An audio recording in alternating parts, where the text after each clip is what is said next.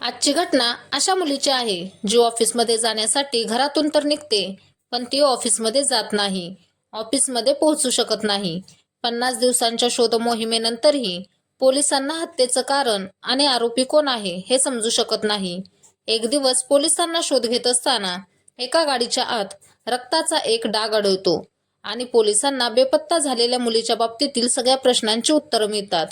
तर मग चला पाहू, रक्ताच्या डागावरून पोलीस त्या आरोपीपर्यंत कसे पोहोचतात, त्या मुलीच्या खुनाच्या रहस्याचा कसा उलगडा होतो, त्या मुलीच्या खुनामागील कारण काय, हे पाहण्यासाठी हा व्हिडिओ शेवटपर्यंत बघा. ही पूर्ण घटना आणि त्या घटनेमागील कारण जाणून सर्वच जण हादरून जातात. सर्वांनाच आश्चर्य वाटतं. ही घटना मुंबईत राहणाऱ्या कीर्ती व्यासची आहे. 28 वर्षांची कीर्ती मुंबईतील ग्रँड रोड येथील भारतनगर रेसिडेन्समध्ये आपल्या कुटुंबासोबत राहत होती.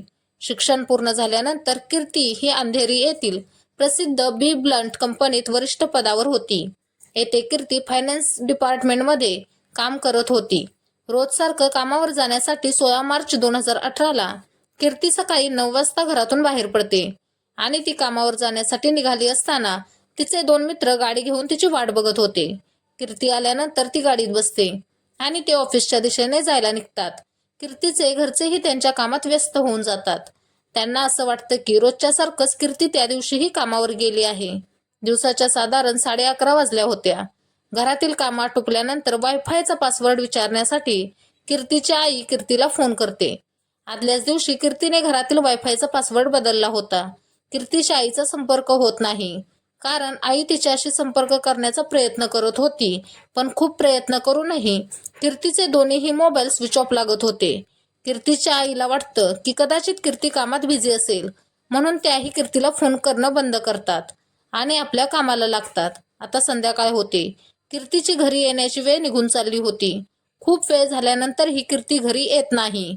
घरच्यांना काळजी वाटू लागते. ते तिचा फोन लावण्याचा सतत प्रयत्न करत होते, पण आताही तिचा फोन बंदच लागत होता. मग ते ऑफिसमध्ये फोन करतात. तिथं त्यांना धक्का देणारं उत्तर मिळतं. ऑफिसमध्ये फोन केल्यानंतर तिथून समजतं की आज तर कीर्ती ऑफिसला आलीच नव्हती. ही माहिती मिळाल्यानंतर घरचे खूपच काळजीत पडतात आणि कीर्तीच्या जवळच्या मैत्रिणींना फोन करून कीर्तीबद्दल विचारतात. पण कीर्तीबद्दल कोणाला काहीही माहिती नव्हती. तिचा कोणाशीही कॉन्टॅक्ट झाला नव्हता. जवळजवळ सर्वजण असे सांगतात की आमचं बोलणं काल रात्री म्हणजे कीर्ती बेपत्ता होण्याच्या आदल्याच दिवशी झालं होतं. घरातले खूप टेन्शनमध्ये येतात आणि तिचा शोध घेण्यासाठी घराबाहेर पडतात. खूप प्रयत्न करूनही कीर्तीचा काहीच पत्ता लागत नाही. इथपर्यंत की पूर्ण रात्र तिची शोधाशोध करण्यात निघून जाते, पण कीर्ती काही घरी येत नाही. घरचे लोक दुसऱ्या दिवशी पोलीस स्टेशनमध्ये जातात आणि कीर्ती बेपत्ता झाल्याची तक्रार नोंदवतात. तक्रार नोंदवल्यानंतर पोलीस चौकशी करण्यासाठी कीर्तीच्या ऑफिसमध्ये जातात. कीर्तीबद्दल माहिती गोळा करतात. कीर्तीच्या मित्रमैत्रिणींची ही चौकशी केली जाते. ह्याच चौकशीत कीर्तीचा एक मित्र आणि एक मैत्रीण सिद्धेश तामणकर आणि खुशी सेजलानी पोलिसांना सांगतात की ज्या दिवशी कीर्ती गायब झाली होती त्याच दिवशी कीर्ती त्यांच्याच गाडीतून ऑफिसला गेली होती. पण वाटेत कीर्ती त्यांना म्हणाली की ग्रँड रोड स्टेशनवरच मला ड्रॉप करा, कारण इथं तिला कोणाला तरी भेटायचं आहे. इथून ती ट्रेनने जाईल. ह्या 2 मित्रांच्या बोलण्याची पुष्टी करण्यासाठी ते खरं बोलतात की नाही हे पाहण्यासाठी पोलीस कीर्तीच्या घरासमोरील सीसीटीव्ही चेक करायला सुरुवात करतात. तर सीसीटीव्हीमध्ये स्पष्ट दिसतं की 9 वाजताच्या आसपास सिद्धेश आणि खुशी कीर्ती येण्याची वाट बघत कारमध्ये बसले होते. कीर्ती येते, कारमध्ये बसते आणि ते तिथून निघून जातात, कारण कीर्तीला शेवटचं सिद्धेश तामणकर आणि खुशी सेजलानी सोबतच बघितलं गेलं होतं. पोलीस त्या दोघांना इन्व्हेस्टिगेशनचा हिस्सा बनायला सांगतात आणि त्या दोघांना कीर्तीबद्दल 16 मार्च 2018ला घडलेल्या छोट्या छोट्या गोष्टी देखील सांगायला सांगतात. ते दोघेही पूर्ण मदत करतात, कारण कीर्तीची शेवटची भेट त्या दोघांशीच झाली होती. त्यामुळे लोकांना संशय येतो की कीर्तीसोबत ह्या दोघांनीच काहीतरी चुकीचं केलं असणार आणि आता ते स्वतःला वाचवण्यासाठी हे सर्व कबूल करत आहेत. इतकंच नाही तर फेसबुक आणि ट्विटर सारख्या प्लॅटफॉर्मवर कीर्तीला शोधण्याच्या संबंधित कॅम्पेन पण चालवतात. पोलिसांच्या नजरेत 2 सस्पेक्ट होते आणि दोन्हीही आरोपी नसल्याचं सिद्ध झालं होतं. पोलिसांसमोर आता मोठं आव्हान होतं की दिवसामागून दिवस चालले होते आणि कीर्तीचा कुठेच तपास लागत नव्हता. हे प्रकरण संपूर्ण देशात पसरायला लागले होते, कारण कीर्ती ज्या बी ब्लंट कंपनीत काम करत होती त्या कंपनीत एक प्रसिद्ध बॉलिवूड अभिनेता पार्टनर होता. ती कंपनी बॉलिवूड अभिनेता फरहान अख्तरच्या एक्स बायकोची होती. जेव्हा कीर्तीची काहीच माहिती मिळत नाही, तिचा काहीच पत्ता लागत नाही, तेव्हा मित्र, नातेवाईक, घरचे ह्यांच्यासोबत फरहान अख्तर स्वतः ट्विटरच्या माध्यमातून कीर्तीला शोधण्यास लोकांना मदत करण्यासाठी अपील करतात. जवळजवळ VIP बनलेल्या ह्या केसचा गुंता सोडवण्यासाठी पोलिसांना खूपच दिवस लागतात. जेव्हा पोलिसांना काहीच यश मिळत नाही, तेव्हा हे प्रकरण मुंबईच्या पोलीस क्राईम ब्रँचकडे सोपवलं जातं. 5 मार्च 2018ला क्राईम ब्रँच बेपत्ता झालेल्या कीर्तीची केस आपल्या हातात घेतात आणि शोध सुरू करतात. चौकशी सुरू करताना परत एकदा कीर्तीचे सर्व सस्पेक्ट, नातेवाईक आणि शेवटी जे तिला भेटले होते, जे तिच्या अवतीभोवती होते, त्यांना चौकशीसाठी बोलावलं जातं आणि त्या सर्वांची दीर्घकाळ चौकशी चालू होते. CCTV फुटेजनुसार कीर्ती शेवटचं सिद्धेश तामणकर आणि खुशी सेजलानी यांच्यासोबतच होती. त्यामुळे क्राईम ब्रँच टीम ह्या दोघांना सस्पेक्ट मानून आपली चौकशी पुढे चालू करतात. क्राईम ब्रँचच्या समोर देखील सिद्धेश आणि खुशी सांगतात की सकाळी 9 वाजताच्या सुमारास त्यांनी कीर्तीला लिफ्ट दिली होती आणि ते तिला घेऊन ऑफिसच्या दिशेने चालले होते. पण आम्ही तिला मुंबई सेंट्रल रेल्वे स्टेशनवर सोडले होते. तिथे तिला कोणीतरी भेटण्यासाठी येणार होते आणि त्यानंतर ती ट्रेनने अंधेरी ऑफिसला जाणार होती. ह्या दाव्याची पुष्टी करण्यासाठी तिच्या घराबाहेरील CCTV फुटेज पहिलेच तपासून झाले होते. पण त्यांनी ज्याप्रमाणे सांगितलं की तिला मुंबई सेंट्रल रेल्वे स्टेशनवर सोडले होते, त्याप्रमाणे पोलिसांनी मुंबई सेंट्रल रेल्वेचे CCTV चेक केले.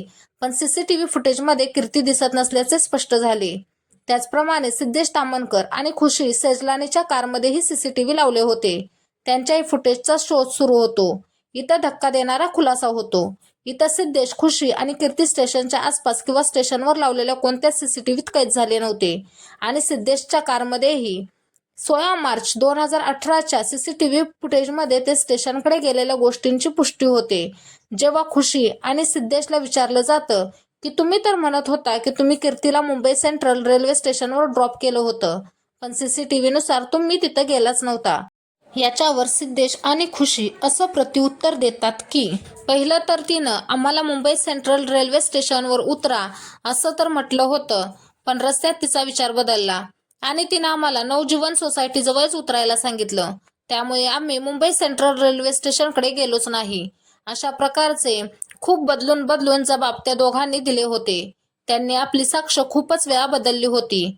त्यामुळे पोलिसांना संशय येतो की आणि ह्या दोघांवर बारकाईने नजर ठेवली जाते. त्यांचे CDR काढले जातात, पण कुठूनच काहीही पुरावा मिळत नाही आणि हे दोन्ही संशयित निर्दोष असल्यासारखे फिरत होते.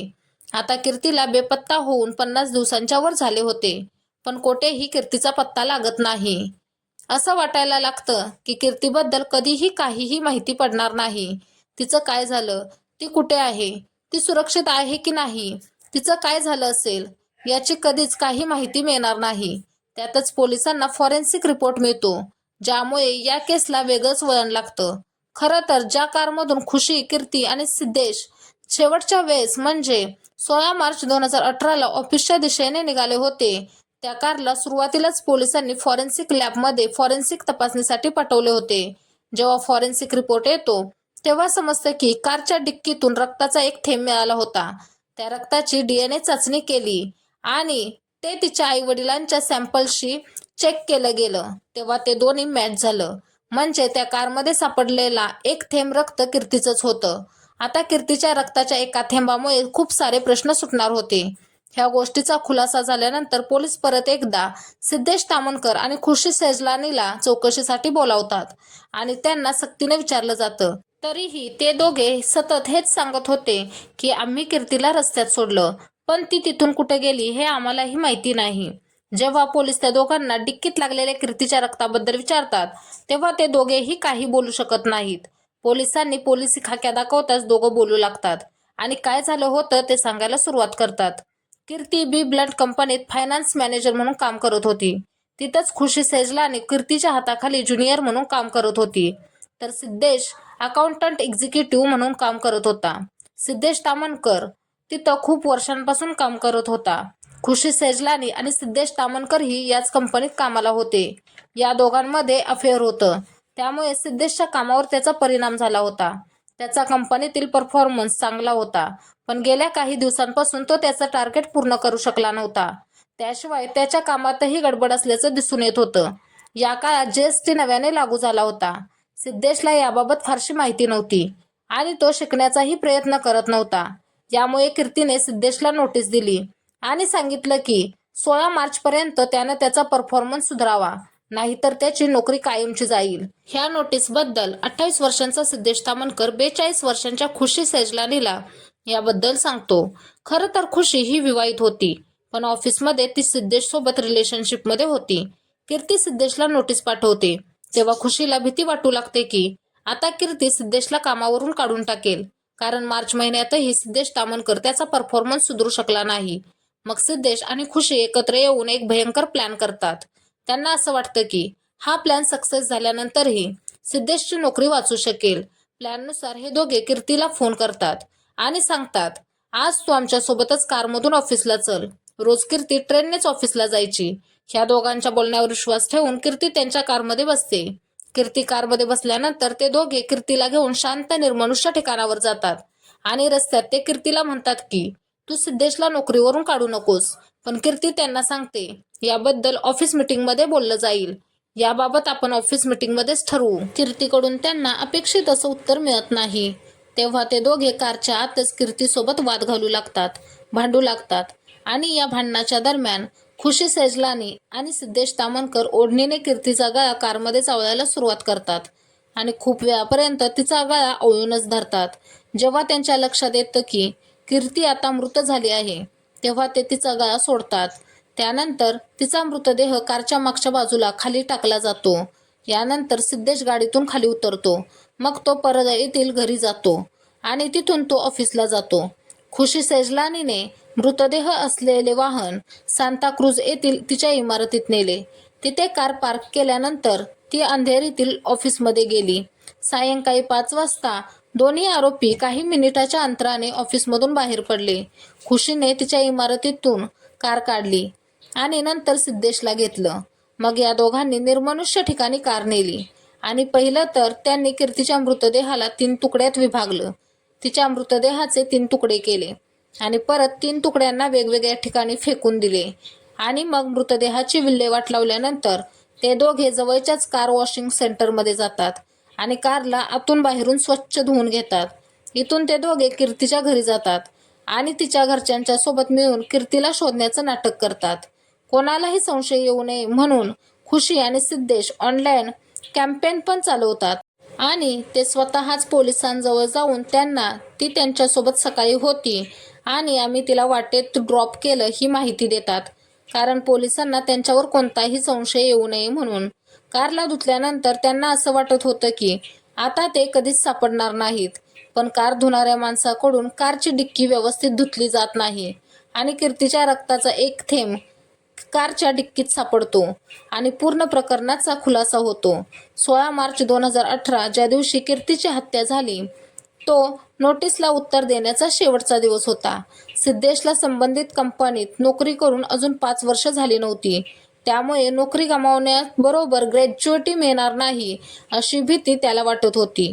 म्हणून ते दोघे हे टोकाचं पाऊल उचलतात. तिच्या गाडीत पिरियड ब्लड आढळून आलं. त्यावरून या हत्येचं गुढ उकललं. मात्र खुशीचा मृतदेह कधीच सापडला नाही. सिद्धार्थ आणि खुशीवर किडनॅपिंग, पोलिसांना चकवा देणे, हत्या करणे, पुरावे नष्ट करणे यांसारखे गंभीर आरोप पोलिसांनी केले होते. या प्रकरणात 962 पानांचे आरोपपत्र दाखल करण्यात आलं. तर शिक्षा ठोठावण्यापूर्वी खुशीनं न्यायाधीशांसमोर अश्रू ढाळत आपल्याला शिक्षा न देण्याची विनंती केली. कीर्ती व्यास हत्येप्रकरणी मुंबई सत्र न्यायालयानं सिद्धेश तामणकर आणि खुशी सेजलानी या दोन्ही आरोपींना जन्मठेपेची शिक्षा सुनावली. जन्मठेपेची शिक्षा मिळण्यापूर्वी खुशीला 2021 मध्ये सर्वोच्च न्यायालयाने जामीन दिला होता. तर पूर्ण खटल्यादरम्यान सिद्धेशला जामीन मिळाला नाही, पण त्यांना दोषी ठरवण्यात आल्यानंतर तिला परत ताब्यात घेण्यात आलं आणि त्यानंतर जन्मठेपेची शिक्षा ठोठावली. ही घटना सांगताना कोणालाही दुखावण्याचा किंवा त्रास देण्याचा हेतू नाही, तर तुम्हाला जागरूक करणं आणि सतर्क करणं हाच यामागचा उद्देश आहे.